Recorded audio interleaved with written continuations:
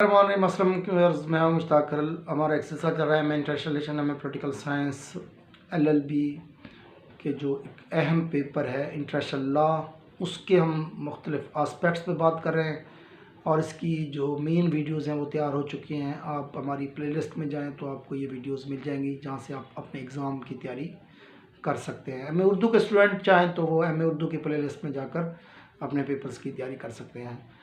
تو ایک بات جو اسٹوڈنٹ سمجھتے ہیں کہ شاید یہ پیپر انتہائی مشکل پیپر ہے انٹرنیشنل لا کا، بعض اسٹوڈنٹس کو چھوڑنے کا بھی سوچ رہے ہیں، تو اس پیپر کے کانسیپٹس کلیئر کر لیں تو پیپر آپ کا تیار ہو سکتا ہے، یا ویڈیوز ہی دیکھ لیں، صرف جو ویڈیوز ہماری پلے لسٹ میں موجود ہیں تو وہ اس سے بھی آپ کی پیپر کی تیاری ہو سکتی ہے۔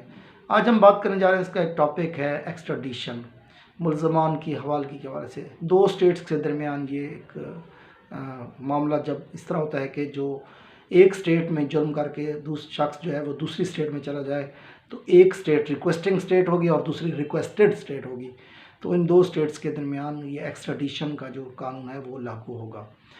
اس میں جو کرائمز شامل ہوں گے وہ نارکوٹکس کا ہو سکتا ہے، ٹیررزم کا ہو سکتا ہے، اسمگلنگ کا ہو سکتا ہے، اور اس کے علاوہ جو نسل کشی کا قانون ہے وہ بھی جرم ہے، وہ بھی اس میں شامل ہے۔ یہاں پر پولیٹیکل، ملٹری یا ریلیجیس کرائمز شامل نہیں ہوں گے، ان کی ایکسٹریڈیشن نہیں ہوگی۔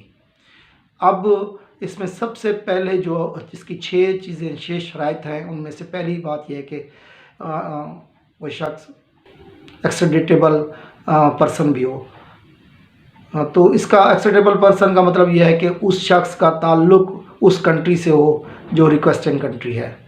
دوسرے نمبر پر ایکسٹریڈیبل جرم بھی اس نے کیا۔ ایکسٹریڈیبل جرم کا مطلب یہ ہے کہ وہ جو ابھی میں نے کرائمز کی لسٹ بتائی ہے، انہی کرائمز میں سے اگر اس نے کوئی کرائم کیا، سمپل عام کرائمز جو ہے، سول میٹرز جو ہیں، یا جو کرمنل میں بھی بعض اوقات لیس ہینیس میٹرز ہوتے ہیں، اس کی ایکسٹریڈیشن نہیں ہوگی۔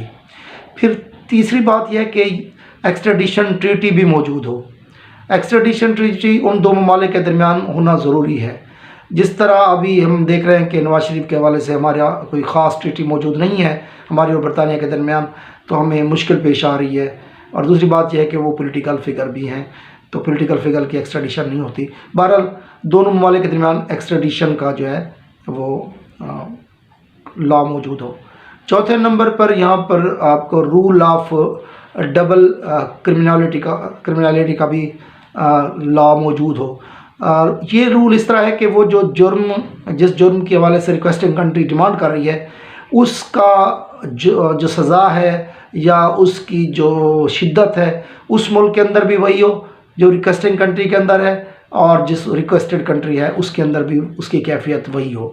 دونوں ممالک کے اندر وہ سیم جرم جو ہے اہمیت رکھتا ہو۔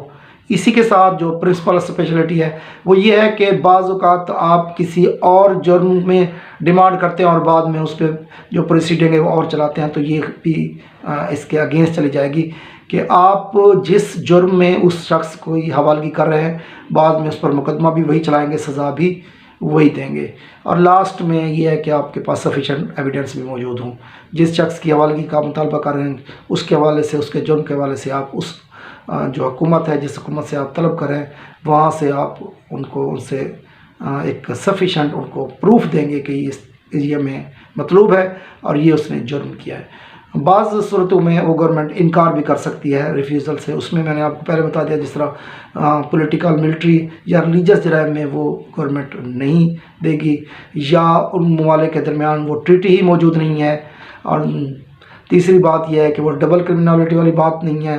اور چوتھی بات وہی جو ابھی ہم پڑھ چکے ہیں کہ پرنسپل اسپیشلٹی نہیں وہاں پر موجود۔ اور پانچویں نمبر پر یہ ہے کہ بعض کنٹریز میں ڈیتھ پینلٹی پہ پابندی ہے، تو وہ ایسے مجرم کو یا ملزم کو بھی حوالے نہیں کریں گے جس کے خطرہ ہو کہ وہاں پر اس کو ڈیتھ پینلٹی ہوگی۔ تو بعض ممالک ڈیتھ پینلٹی کے حوالے سے بھی ملزم کی حوالگی نہیں کرتے، تو ایکسٹریڈیشن سے ریفیوز کر دیتے ہیں۔ تو یہ بیسکلی جو ہماری ویڈیوز ہے، اس میں ہم نے کوشش کی کہ آپ کو بتا سکیں کہ ایکسٹریڈیشن کیا ہے۔ ایک شخص جو جرم کر کے دوسرے ملک میں جا کے پناہ لے لیتا ہے، تو اس کی حوالگی کے حوالے سے قوانین کیا ہے۔ تو ویڈیو اچھی لگے تو ضرور شیئر کریں، اپنا دوستوں کا بہت خیال رکھیں۔